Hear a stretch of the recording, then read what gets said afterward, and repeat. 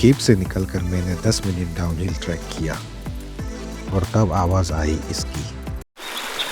Welcome to the Phanung waterfall, Meghalaya का एक और सीक्रेट जो बस लोकल्स को पता है। मैंने ऊपर पत्थर से व्यू एंजॉय किया और मुझसे रहा ही नहीं गया और मैंने लगा दी जंप सीधे पानी में।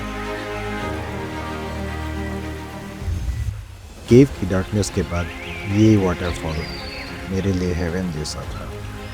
फुल ब्लॉग जल्दी मेरे यूट्यूब चैनल पर आने वाली है, सो सब्सक्राइब कर लीजिए।